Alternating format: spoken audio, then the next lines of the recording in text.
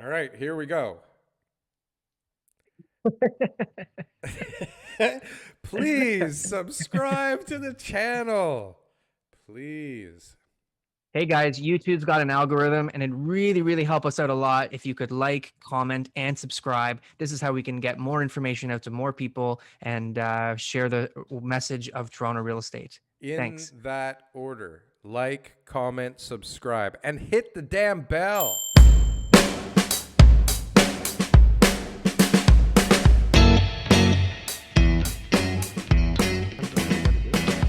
Sometimes you have to accept the current situation for what it is. For what it is. For And we'll what blame it on it the is. interns. It is always easy to blame the interns. So, here we are, Mr. TK, another Welcome. Sunday. Hey, all right, excited. We're Very consistent, man. 10 exciting. o'clock every Sunday morning. Putting out that content. Very excited always for Sunday morning, 10 a.m. to record with my good friend TK. Thanks, Darryl. I appreciate the kind words. They What's are new? What's going kind. on? What's happening in the world of Darryl? I feel like I don't know what's going on with Darryl. It has been a ridiculous week, man. I don't know if we want Tell to me. get into this. This could take Tell me up what you the can. whole episode. I'll tell you. There are some real scummy mother F-bombs out there in the real estate development world. I can imagine. Real estate scum. And I have the pleasure of dealing with them all, it seems. It seems that I am a real estate scum magnet. Okay. And they just are looking for trouble. I don't know if they're looking for it, but they're certainly making life more difficult than it needs to be. This is a False promises. false promises that appear real, then appear false, then appear real, then appear false, and will likely end in litigation. I'll tell you. I hope that doesn't happen. I hope it all works out for you. Well, it will work out for me, Hmm. but damn it, I will make sure it does not work out for them. They will feel the wrath of Darryl. Yeah. A lot of stuff going on out there, A lot of It is now this week is crazy. Durham region and other parts of Ontario. They all went into the red zone, right? So some businesses got to open up. Got And to I or might get have the to zones wrong. The bottom line is businesses in Durham, a lot of them have opened up, which is already? fantastic. Yep, that was this week. Oh, wow. Yeah, I heard somebody we knew was going up to Muskoka to go to a restaurant. And Peel region opens up Monday. I thought Peel and Toronto were not opening. Sorry, York region. Sorry, you're right. York region opens up Monday, and now Toronto and Peel are scheduled for March 9th Okay. to get out of the whatever zone, the Okay. friend zone, What does this mean? right? What does this No friend zone. what does this all mean, TK? What does it all mean? Does it mean that the real estate market will slow? It means that I got to go to the gym this week. That's what it You means. can go to the gym? Yeah. Wow. Yep. Durham That's region's good. open, so I made the trek. Wow. I paid the membership dues. Well, then you better use it.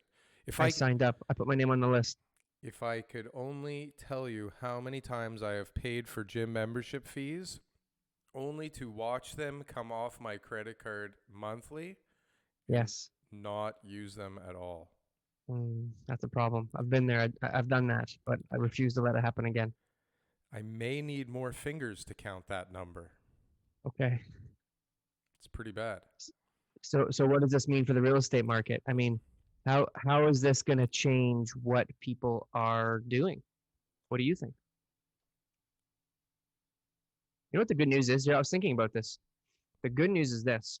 No matter what we say, the odds of us being wrong or the likelihood of us being right is the exact same as everybody else out there, whether they're mainstream media or YouTube channel, extraordinaire, because really nobody has a clue.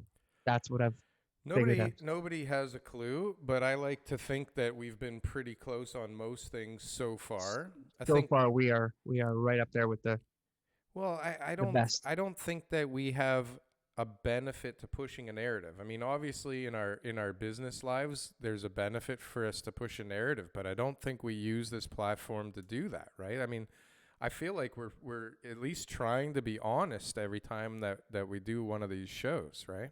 So, Absolutely. I mean, how if closing down doesn't make a difference, will opening up will we notice anything? Like, Ooh. Well, let's run the scenarios. okay, what are the scenarios? And then we will Here are the run them. scenarios. Okay. Is that all these people who are going to be putting their houses on the market December, January, February felt like the government was telling them not to because they were in a lockdown. And now the government's saying, hey, you're no longer in that zone. You're in this new zone that, may make them feel more comfortable putting their houses on the market, and the market could be flooded with listings. Is it the Twilight Zone?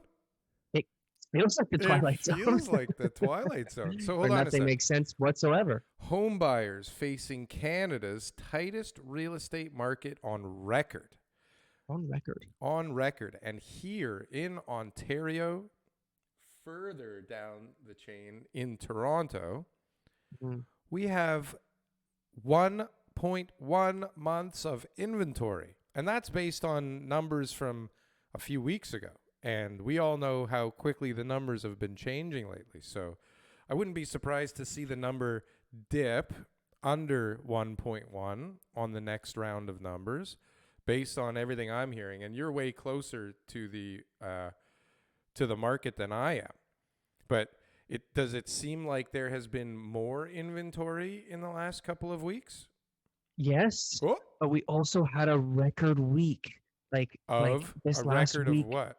of price increases, over asking figures, Sales, number of number sales. of sales. So We just this even week we hit it out of the park. Like it was like what's going on here? Like we had about, I don't know, 10 sales between that were all like maybe 8 to 10 sales that were like 100 to 300 something $1,000 over asking just in this one week. so when you say hit it out of the park, I think of the year when Mark McGuire and Sammy Sosa both hit like 70 home runs, and everybody was saying either the ball is juiced or these guys are juiced. And The why market's the juiced. market is juiced, man. It was nuts this week. This has the potential. Last week has the potential. Or this week that we're in right now has had, however you want to look at it, the potential to be the peak of the market. That's the feeling that The I, peak I of get. the market. For it to do better next week is like, oh my gosh, this is crazy. But it could happen.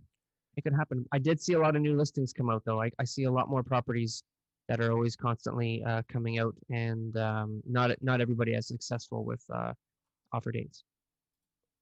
Not everybody is successful with offer dates. What? Yeah, just in the last couple of days, I've seen a few properties that had less offers than they would have earlier on. I mean, pricing too. So one of the big phenomenons of pricing is, in order to have people pay a price that they maybe don't feel logically is the right price, but emotionally they feel like this is what they need to pay to win. They need to be in competition with people.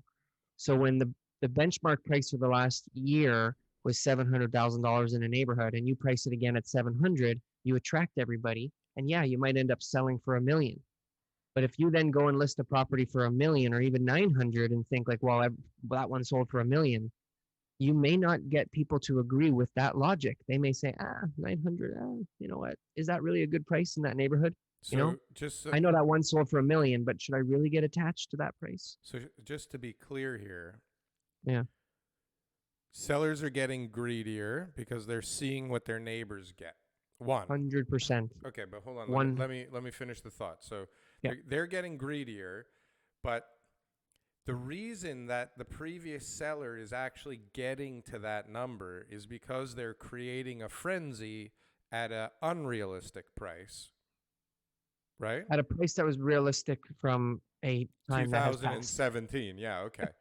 No, but okay, but pricing it low to get a bidding war started, and excessive exuberance taking over, and fear of missing out, and frustration from the past, and all of that stuff carries the price to a point where it probably shouldn't be, but ends up. And then the next guy goes, instead of using the same strategy that worked, I'm way smarter than that guy. I'm going to start it at that price and hope for more. Yes. Right. Daryl, so smart you are. Look at me. That's exactly what happens. But that is what's happening. And that makes sense because we are a greedy, greedy species. Yes. We are a greedy, So, greedy species. this is my honest opinion when people underprice a property. And this is human nature. This is what the public thinks and everything like that. How come you as an agent can't just price the property properly? Don't you know how to do a proper market analysis? Don't you know what it's really worth? How dare you underprice it and waste everybody's time? I've heard that a million times, you know? And when I see properties sell way over, I'm like, well, why was it even priced at that point? But when the appetite of the buyers and the temperature, pressure, whatever you want to call it, of the market, the flavor of the market is to compete and go in at over asking, the right strategy of an experienced agent and a willing and knowledgeable seller, okay, is to price it at whatever the last 12-month average is in that neighborhood. You start 12-month going and average? pricing it at, well, yeah, I mean, if the average, if there's been 10 sales in your neighborhood and they were all between 700 and 800 and now they're at 1 million, pricing it at 1 million is not going to drive the traffic that you want. You price it within that Oh, I 7 to see. 800, Okay. like every other house has been selling for the last year, And see and where you're it going to goes. bring in the buyers. And see where it goes. See where it goes. And what we're seeing is people are pricing it at the last number. I mean, this is typical, right? They're pricing it, they're expecting the last number that got sold, right? So what you're saying is the wrong strategy is to start there, because if the market really is there, whatever you price it at will take it to where it's supposed to be. What buyer wants to fulfill a greedy seller's demands? It seems to me None of them do. like none. No buyer wants to pay a price because the seller's going to make it big. No, they No want to, buyer agrees to that. but they're okay paying a price to win. They're okay to beat the other buyers out. And when you walk into that property priced at 700, I think that Daryl, the seller, who's only asking $699 for his property, is fair. You know, Daryl understands the market. He understands that these properties have been selling for 700 for the last year, okay, and that he's reasonable. Daryl's reasonable. He's a good person. I want to buy a house off of Daryl. He's somebody that I want to work with. Now, evil Daryl, he prices is at $999. Oh, that Daryl, he's so greedy. What is he even thinking about? I don't want to deal with him. Why am I going to put money in his pocket? I'm going to find something else. Don't even bother looking into this property. I don't even want to see it. And is that actually happening? Of course. Nobody's looking at it and putting in an offer at what they want to make an offer at? I've seen several listings that are offers anytime now because they priced it at the point where the last properties were selling it. So it seems to me like realtors are a pretty quick bunch, and they'll realize that this is backfiring quickly, and we'll be back to where we were 2 weeks ago or a week ago or 4 days ago pretty quickly. I think that most agents who are experienced are still able to demonstrate to their clients that the pricing it attractively strategy is the right one to go with right now in this market. And unless you can communicate that to your seller, then the seller becomes the expert in the situation and they tell the agent how to price it, and they end up not getting the most amount of money possible. That's what happens. So we have rural areas around Ontario now that are getting some crazy prices, well above asking, well above real market value, but from people from Toronto that just cashed out crazy, right? Have loads of cash on them and want that house. And locals saying, oh, for God's sakes, I've been saving up for 10 years to buy a house like that. And now it's 30% more than it was last year because of these motherfuckers from Toronto, money. Right? Yeah. The dumb Toronto money that just got lucky. Yeah. So But you can't do anything about that. I mean, it sets the market all over again. So is this pace sustainable? And even if it's not, what the fuck is going to stop it? What is going to stop it? They're not going to stop flooding the market with money. You got Benjamin Tal saying, not even dreaming. Tal says Bank of Canada won't move before Fed, meaning Bank of Canada is not, first of all, they've already said they're not moving the rates till 2023. Now, do we believe them? Who the hell knows? They could do whatever they want whenever they want, right? If inflation gets out of hand, which it's not happening at all right now, prices on everything have not changed significantly at all. Bastards. But anyways, they're not going to move until the US Fed moves, right? Yep. So does the states have a benefit to moving anytime soon? So why would they move interest rates? What's the number one reason that they need to raise interest rates? To curb inflation. Because the economy gets out of control, right? Gets People start heated spending up. and they start, there's too much money out there, so But- they figure, okay, but we the- need to control this. But the economy is not getting out of control. The real estate market is getting out of control. The economy is actually not doing so well, right? Yes. Ontario just lost last month like 350,000 jobs. And then on top of that, 750,000 are underemployed or have less work than they had before. That's bad. And in the States, Biden's got a $1.9 trillion stimulus plan in order to be able to put money into the economy. So clearly their perspective is that their economy needs more stimulation. So they will be keeping their rates lower. So who wins from all this? Let's go under the assumption that somebody wins from all of this, okay? And they're obviously the ones that are in control of this happening. So they decide whether the rates go up or they go down through whatever mechanism. I have no idea. And this is not conspiracy theory. This is just what's going on. So somebody's benefiting from all of this happening, right? So at what point do they stop benefiting from what's going on?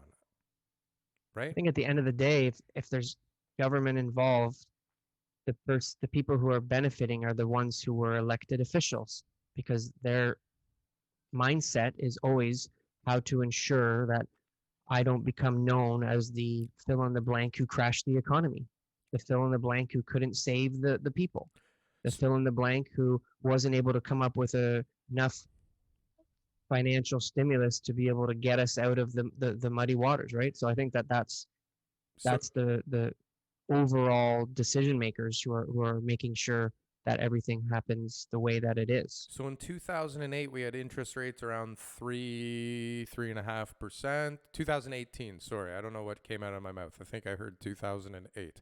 2018, we were hovering around 3.5. 2013, we were around 5%. And everybody was, back then when they lowered it to those numbers, everybody was like, whoa, this is irresponsible. This is crazy. Now we're at 1.something%, right? And the market is going insane and people are losing their jobs. I think we talked about it last week or the week before, like the eviction rates are going out of control. They put an end to evictions, but like, I don't even know how many people got kicked out of their houses. We've got people that are getting in trouble from the government for building homeless people little tiny houses. We've got, have you driven around downtown? Like there's tents everywhere. Like all of this is happening. And I mean, for most people, it feels like the economy's doing really well and it's getting out of control, right? But the reality is that like you have all these people right now who thought they were opening tomorrow in Toronto and Peel.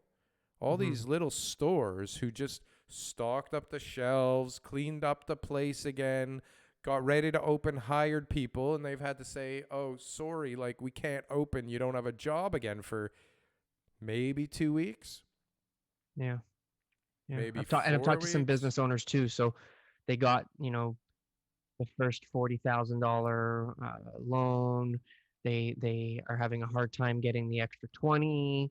They qualified for the commercial rent assistance when their landlord was responsible for making the application, but now that they are, the government services, um, uh, you know, uh, system, the back end, stuff like that isn't as effective, and it takes a lot longer. So yeah, there's a lot of things that even though the government's offering it out, it doesn't mean that everyone's getting it when they need it as fast as they do, right? So I think there's a major, major, major storm coming. I'm not like the bearish market guy who's calling the market to collapse, but I think that there's going to be a influx of new listings. I mean, that's just it's going to come. I don't know if it's going to be this month or next month or May or the summer.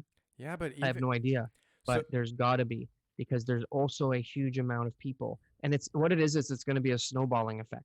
There are so many people I'm working with. I know people who are working with. I've heard of anecdotally and everything else who are ready to make a move. They want to make a move. There's just no inventory. So as soon as inventory goes up 5%, it means not only does it give people more options to buy, but it unlocks another bit of inventory. Then inventory goes up another 5%. Not only does that give more options for people to buy who are looking to move, but it unlocks that next stage of inventory. So every time inventory opens up, it's never going to be satisfied. There's always going to be more supply coming to the market, right? And then you have to think there's got to be a finite amount of demand. There's got to be a certain amount of people who are looking to buy who are not going to be selling. So eventually that will be satisfied, and you're going to be looking at, okay, who's going to buy all these houses now, right? That are on the market. And if everybody's left the city and not, it's a small number, I know, but there are lots of people moving out of the city who want to, who want to get away or whatever it is. so Do we even have? even though what I'm saying sounds awfully bearish, I can't disagree with you more. I Okay, can't disagree with what you're saying more I because love it. well, this is why we love each other. Good. The the the demand cannot be satiated. Okay. Cannot. It All cannot. right. So it will take a crazy occurrence on top of the pandemic. And listen, I think the reality is that we're at some point going to be coming out of the pandemic, even if they lock us down again because of a variant third wave and whatever horseshit they come up with next, okay? Mm-hmm. At some point, this will end. And right now, the demand is only fueled by locals, right? Whether they're moving out, moving in from some other province or whatever, it's all local buyers. And they're going to bring in like maybe a new land transfer tax. Not in 905 like I predicted, but in Toronto, which is only for, No, the land transfer tax got voted down. I thought I read that it got voted in. But No. anyways, Yeah. fine. So fine, take that out. It was going to It's okay. generate We'll edit. peanuts. We'll edit that one out. We'll edit No, that. I still think I read that it's coming in. But anyways, it doesn't No, matter. they voted. They voted no council on Thursday or maybe Friday. Hmm. Okay, anyway, Toronto so Real Estate Board publicizes this to us because they claim the victory. they Deb's claim like, the victory, yeah. we lobbied for this, and it's Sure. like you had nothing to do with it, And Treb. it didn't even Take matter. credit Like when you can. 1% on $2 million plus sales. It's like it Yeah. didn't even move the needle. Anyways, but empty house tax is not going to move any needles and make a difference. Like none of it's going to change anything. There's Okay. nothing that's going to satiate this demand. If anything, the demand will increase as immigration starts and they start letting students back in and they start letting people start flooding into the city. There's zero doubt in my mind that that's the way it's going to go. And there is no amount of red tape that you can remove in the development process that will quickly bring on all of the inventory. So just for example, we were talking a few weeks ago, 70 offers on a house, 50 offers on a house. You're saying that that's gone down a little bit because people are getting greedy, but like I guarantee you that most houses are still getting more than 10 offers on a house, right? I read articles about bully offers. There's 7 bully offers on houses sometimes, right? Condo for sale in Toronto sparked a bidding war and set an all-time record. Like, these bidding wars are not letting up. But let's just use a number for argument's sake. Okay. 10 offers on average on a house. Okay. Yeah. So that means that there is what, 90% less inventory than necessary. Okay. We have 1 Like month 10 worth, houses, but we only have one. Yeah. right? Uh, Yep. and maybe I'm wrong, but let's just use that for simple math. We don't have enough houses for the demand that there is right now by 90%. We don't Okay. have enough supply coming online to match that. No matter what happens, we're not going to have an increase that huge. We have 1 month of inventory right now. So even if we get to 4 months of inventory, which is what? A 6 million% increase. I can't do the math in my head, but it's a Okay. gigantic increase. You're not even at balanced market yet. I understand. And if the current rate of demand stays the same and the supply doesn't come up, I totally agree with No, you. but But what if the demand gets higher? that's possible. But there is also a chance that things change. Right now, the human behavior element is number one. Right now, it's just I'm not comfortable. I'm at home. I need to go move. I've been dealing with buyers for a long time. They don't always stay on track. You know, they have a desire to move. I need a bigger house. I need a bigger room. I need more space. I need a new kitchen. Da, da, da.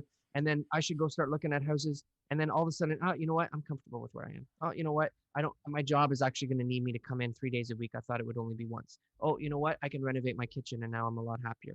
Oh, you know what? Market's not good. I heard bully offers. I'm not interested in that. Oh, I heard there's no more bully offers. That means it must not be a good time to buy. Trust me, things can change overnight quickly. I am with you. Prices like this over the next 100 years. I'm just saying the market right now, and this is what we talked about the last show, it was just me and you, is insane because of the multiple offer scenarios, because of the pressure on prices, because of the fear of missing out that the buyers have. Once that goes away, where all of a sudden the buyers go, hold on a second, there's 3 options. For the last 3 months, I only had one every 2 weeks that I liked. Now I have 3 houses that I would buy. You know what? If I don't get this one, I'll get another one. You know what? If I don't make this one Tuesday night, I'll make the offer on Wednesday night. Right? Oh, another one just came up next week.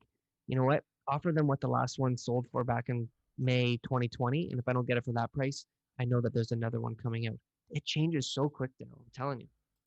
We can't rely on the demand to remain the same. The this week, the deal of the week. Can we talk about the deal of the week? We should talk. Is this the video that we The put out? video, yeah. So we're working on those videos, guys. Bear with us, all right?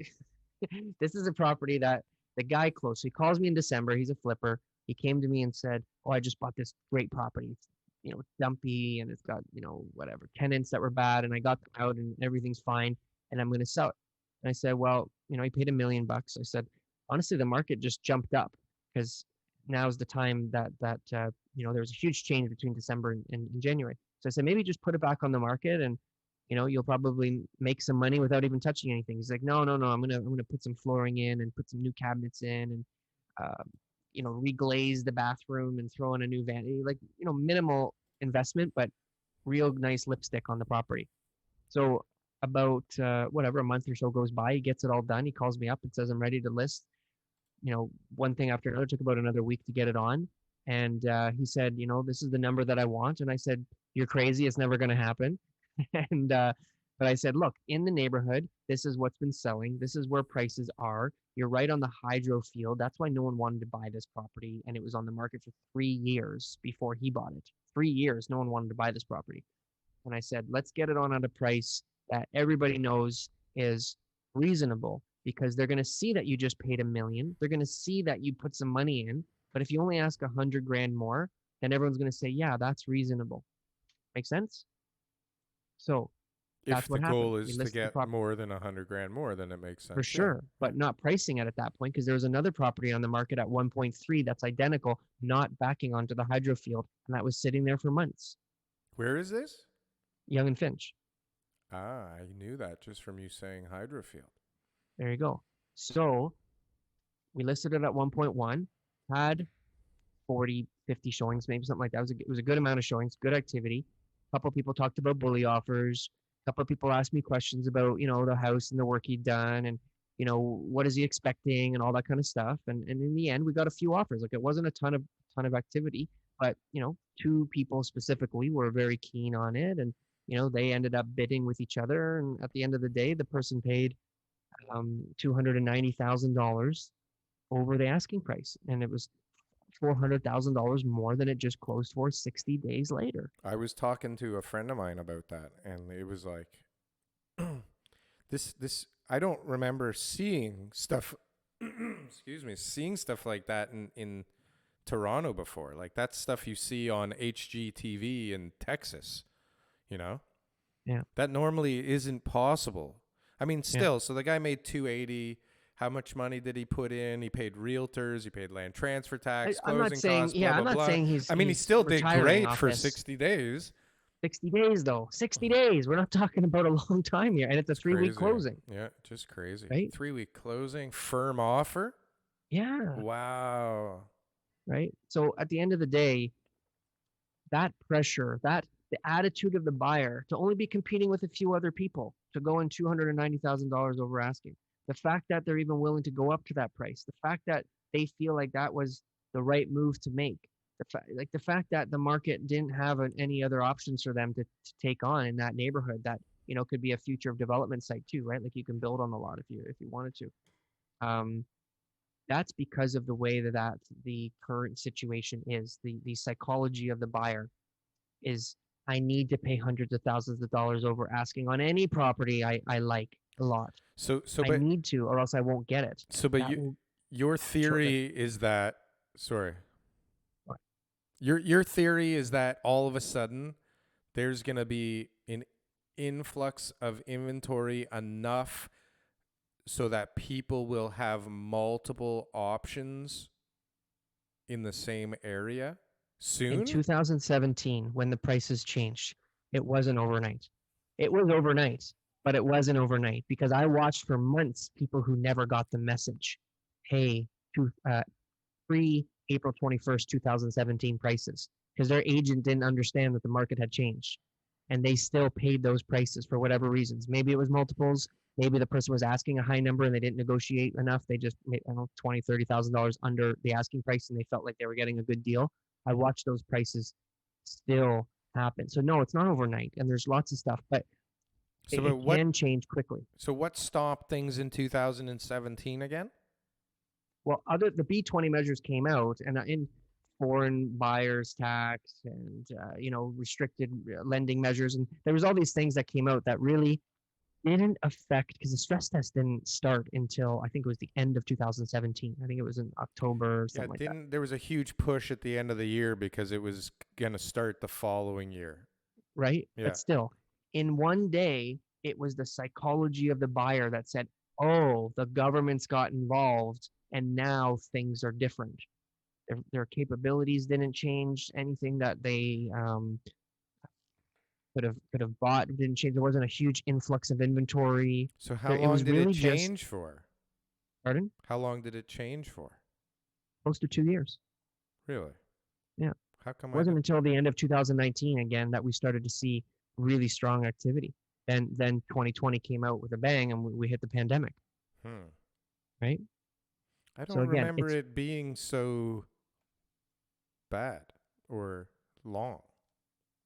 It depends if you're in the market or not. You experience it differently, right? So because we're selling properties the whole time, you go from it's so easy to sell a property to how many price changes do we have to make to even get this one sold, to okay, we better make sure we take the listings at the right price or else they're not worth taking, and then you kind of watch things grow, right? So definitely a big hit. So anyways, again, prices, they're going up long term, 100%.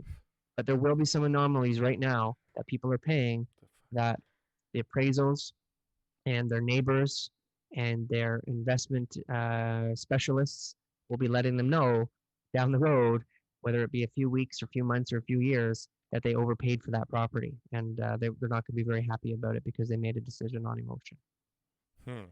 And this mainly matters for people that don't plan on living in the house as their house and, are looking at it as an investment, right?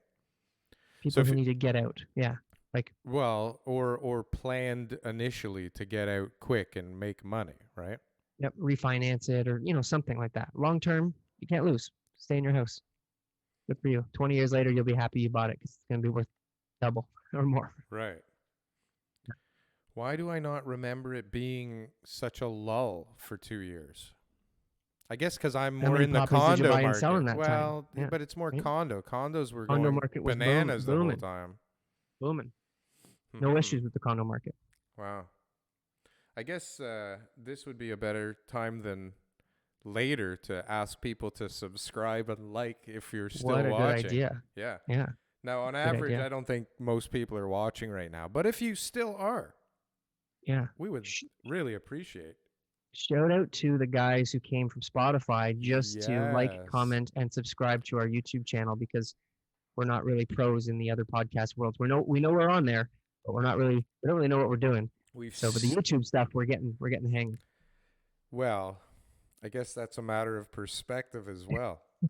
But it's a good time to thank everybody because this is Yeah, the more and more people listen to it, the more fun you and I seem to have doing it.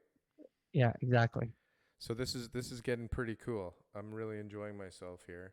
Um, Do we have any articles to talk about today? Is there any ones that there's you a were like, million articles on TorontoRealEstateShow.com.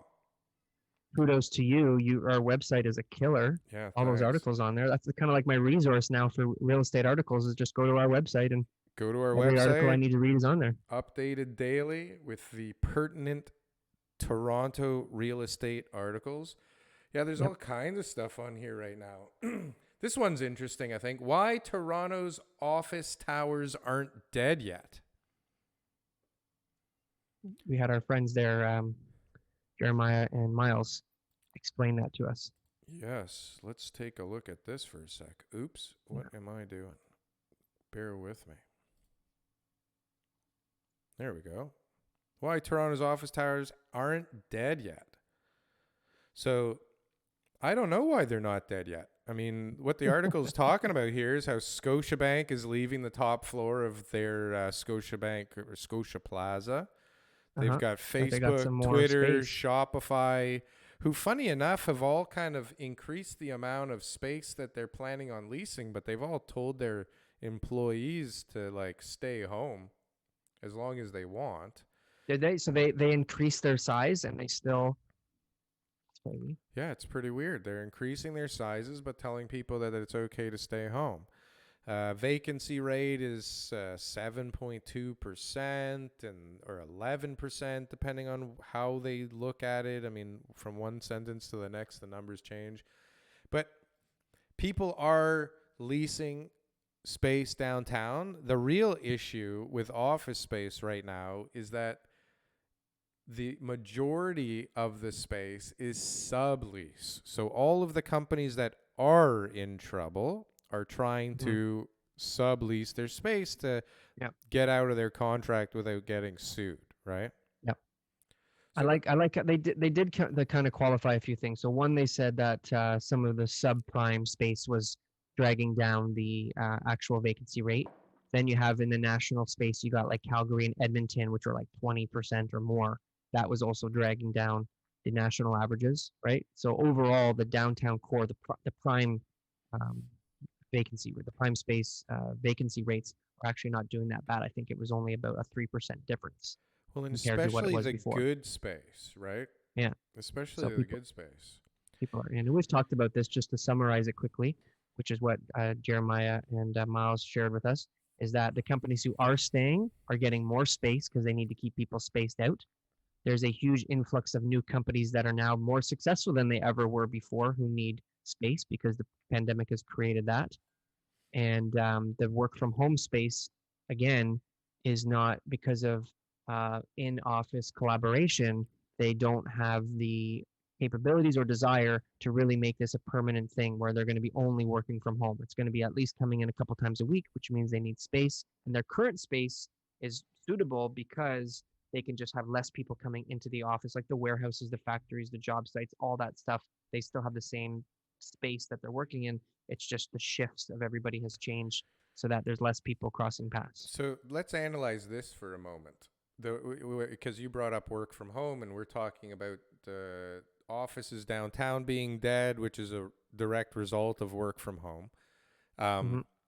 So in some of my dealings outside of this show, I'm involved in very early stages of the process, and through development and through some marketing. And what I'm seeing a lot of right now is a shift in um, the plans that people are producing for new development sites. And everybody is putting in some form of workspace, whether it's a Nice. tiny 550 square foot condo or a townhouse or a 3 bedroom, like no matter what, Yep. either inside the suite or inside the house, there is a office somewhere now, like a nook for someone to set up a desk or a full-blown office space. And then in the buildings, they're making like shared workspaces where people can Love that. go, and Yeah. on an app, they can go take a room for a few hours, and there's a computer there and a webcam and a good microphone and, all the resources that somebody needs for a good business meeting, or online, a virtual business meeting. And Yep. so the question I pose to you is this smart? Is this short sighted? Is it just going to be a marketing ploy? Because do is this really going to be a permanent solution to a temporary problem? Or is this temporary problem a permanent problem? This is not a problem that has been um, exacerbated by COVID, right? Like when you think about it, like this is something that we were heading towards anyways. How is this not the way? Like, I think Skype was the biggest one, right? So it's like your family and friends talk on Skype, Then Apple came out with FaceTime. So then remember those ACN guys and they had their phones with their little screen on it and that's what they wanted to sell, right? Like, I don't know if Trump was involved or whoever was, but there's some big Yeah, money yeah. behind that and The that failed MLM with because Trump. that that Multi-level. it that it was able to be on your cell phone, right? So Apple and Google or Samsung, created these options for people to have this now, just like speaking to your friends and family. You were pretty well versed in Zoom. In fact, you're the first person to teach me how to use Zoom. So you obviously had some sort of communication business related through Zoom before the pandemic. So that's why that platform existed. So this has been something that people have been trying. It just wasn't widely accepted. Sure. Nobody felt like that was good enough. There wasn't it was like a sign of disrespect almost that you wouldn't meet with someone personally to talk business, If right? I go back 15 years, maybe even longer, if I go back 15 years and I look at my journals and I look at my goals, I can Uh-huh. tell you for a fact, well, one, because it's still on there, is that my goal was to be able to have a business that I could run from a beach anywhere, right? Nice. And that led me to learn all kinds of technologies. So, for example, FaceTime, when Apple came out with FaceTime, I was like already working on a system for my construction sites where I could work from anywhere and see the site, speak to the people. I was planning Yep. on making all these cameras and microphones and speakers all over the construction sites that I was working on. And then all of a Love it. sudden FaceTime came out and I was like, oh, now all I have to do is get everybody a phone and I can have a live stream from anywhere, anytime, any site, see anything I want to see whenever I want Yep. from anywhere. And so, yeah, I guess you're right. It hasn't exacerbated the issue. It has accelerated the issue. But are people ready for this? Because I'll talk to people on Zoom all the time for business meetings, and a lot of them are in the office now by choice because they've been given a choice. Do you want to stay working from home with your kids and your dog and your husband and Mm-hmm. whatever? Or do you want Uh-huh. to come back to the office? And a lot of people, at least at the moment, are like, fuck yeah, I'm coming back to the office. I can't deal with this shit anymore. Did you see the article? So I've been saying this now for like a few weeks is eventually you'll be outsourced to Mexico if you don't have some sort of value where it's like I can come in twice a week to be able to work from the office and make sure that you can see, what I'm doing. Eventually they're gonna be like, why are we paying TK living in Barrie while the job is downtown Toronto when Mark, who lives in Mexico and wants half the wages and speaks fluent English can do the exact same job, right? Like that's the issue. So Yeah. in the article they talked about it and they said that people's job security is at risk. They didn't mention about it being outsourced to another country. They just said it's impossible to make a connection with your employers just based off your grainy Zoom screen meetings that you're having on a daily basis. Like you need to connect with someone personally so that they feel like they know you, and that's why they want to keep you on, even if there may be a cheaper option out there for you. Like you have to remember that kind of stuff, right? Like human beings are involved. We are not 100% productive. There's all sorts of inefficiencies in every businesses, and humans are part of that. So to be one of those inefficiencies, you need to keep your job. And how do you do that? That's through close personal relationships with the employers and managers. Well, and I mean, I haven't been an employee for a long time, but I mean, I would say that when I was one, I wasn't as efficient as I could have been because I was in the office. I mean, I went to the bathroom for a long time with a newspaper, like most people do when they have a job. But when I'm self-employed, I'm not in the bathroom so long because I got shit to do. No Mm-hmm. pun intended. But but you know what I mean? And like I'm not standing around talking to people in the office because I don't really want to do any more work today, right? Yep. And this is the reality is, I mean, most people that don't work for themselves, and even some people that do work for themselves, they do stretch the day out considerably, especially as they've been working for a company for a long time and have figured out how to stretch the day out properly without getting caught. So just being near the employer isn't necessarily a means of efficiency, is what I'm trying to say in a long-winded Well, way. okay. So then, just to add to that, what you're saying, then the overall workload, right, is not enough, and that there's going to be inefficiencies no matter what, right? So the overall workload can be increased whether you're at the office or whether you're at home. So you're able to meet that same workload whether you're at the office or at home, which is fine because that's where the employer's expectations are, because they've done their research over the last 20 years to figure out in 8 hours how much work does someone do. And now with technology, it's increased, but they don't have, you know, too high of expectations. So So what is again, the answer?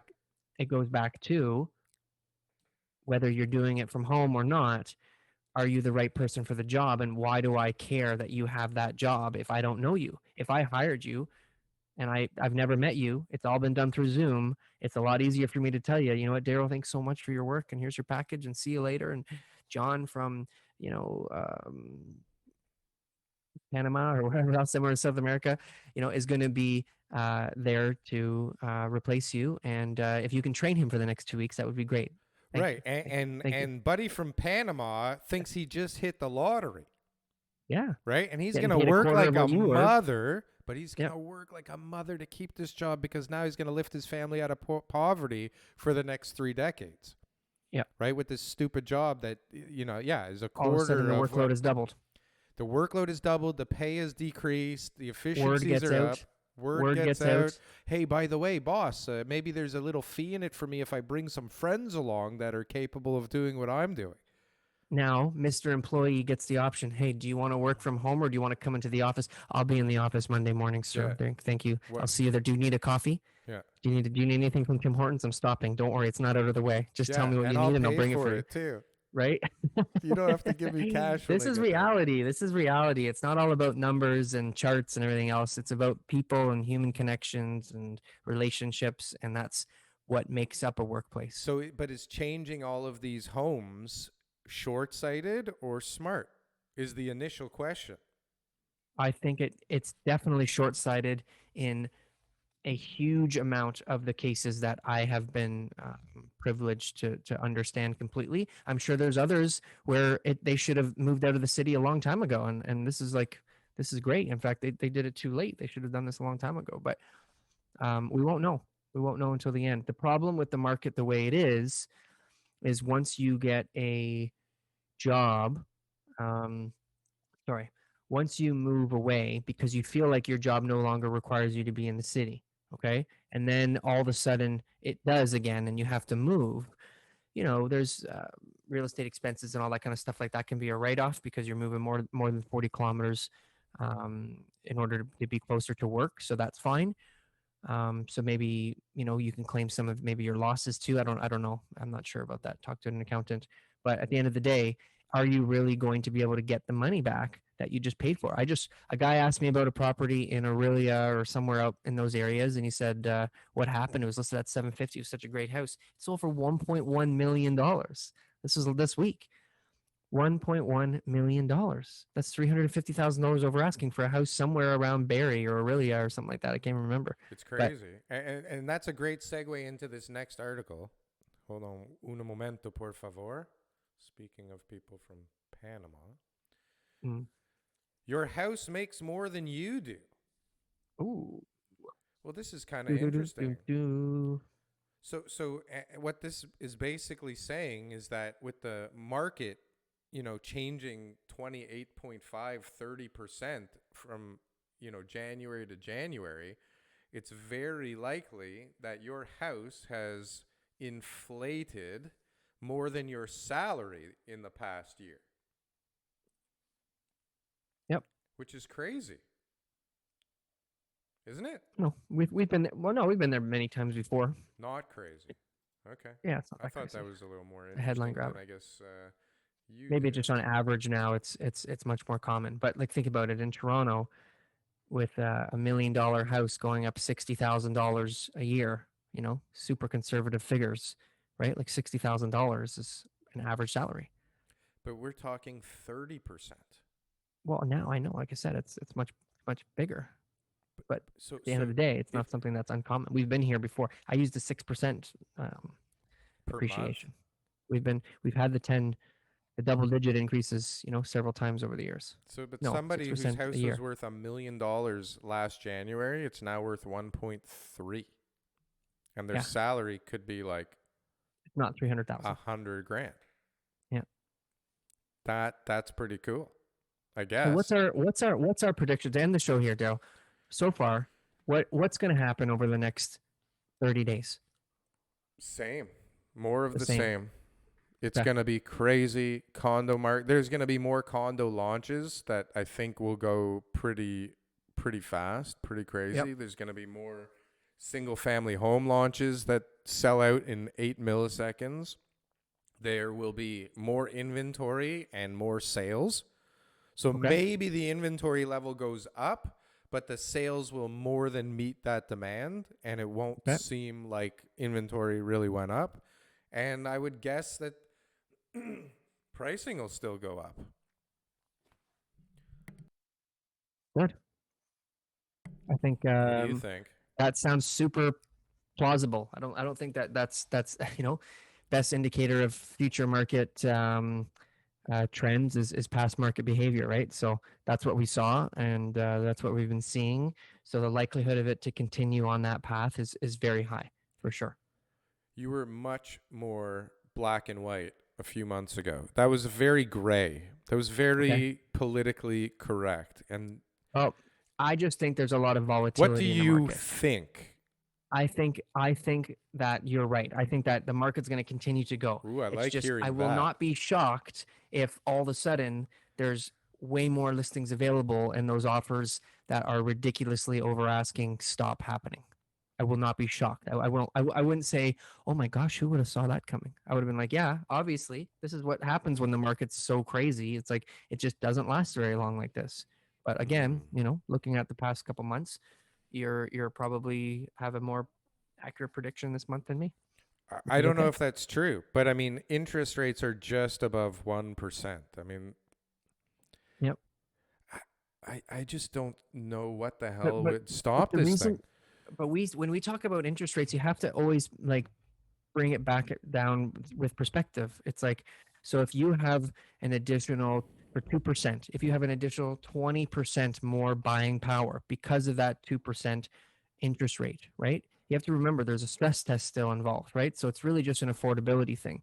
If the market's gone up 30%, like what good is that 20% savings that you have anyways? Like eventually interest rates aren't going to be as big of a help as we hope that they would be, right? Or that you would assume that they to be. Like, I get it. If the interest rates were 3% and the next day it's at 2, then yeah, 10% buying power that everybody in the city all of a sudden has is going to increase prices 10%. But not the case, right? Interest rates can't go any lower. Well, they can, but they're not going to.